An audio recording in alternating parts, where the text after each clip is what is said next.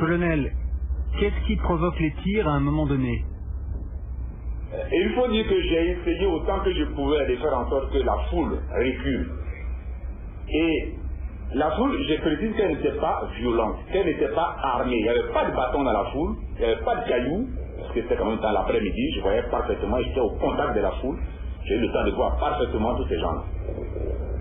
Seulement, ils ne reculaient pas, ça c'est vrai. Et sur ce, le colonel, il m'a dit qu'ils étaient suffisamment débordés et que si dans 20 minutes, rien n'était fait, il serait obligé de tirer. Le colonel d'Escrémont, j'étais pressé par lui. À chaque 5 minutes, il me disait, si dans 20 minutes, la situation ne s'arrange pas, je serai obligé de faire tirer. À 3 reprises, je précise, à 3 reprises, il a donné l'ordre de tirer. Et je l'en dissuadais chaque fois. Il dit, je vais donner l'ordre de tirer. Je dis, colonel, donnez-moi la possibilité, accordez-moi encore le temps de faire en sorte que les gens reculent et qu'on arrive à solutionner cette affaire-là par la voie du dialogue. À la 4e reprise, il n'a pas voulu, il n'a pas jugé nécessaire de s'adresser à moi, il a donné directement et distinctement l'ordre de tirer. Je précise que mes hommes étaient au contact de la foule, en train de repousser la foule. Moi, j'étais avec les instruments derrière les engins.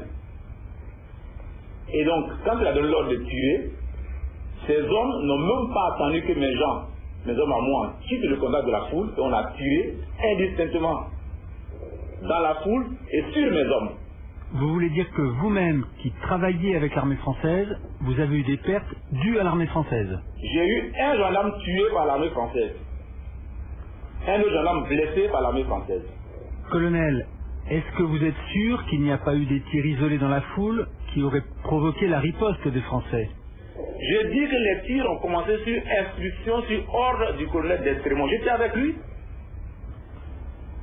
Il a donné l'ordre de tirer. Il n'y avait pas de tir auparavant. Il n'y avait pas eu un seul coup de feu avant que les militaires français commencent à tirer. Et c'est ils n'ont pas tiré au hasard les militaires français. C'est leur chef de corps qui a donné l'ordre de tirer. Moi, on m'a appelé du Bima le mardi matin.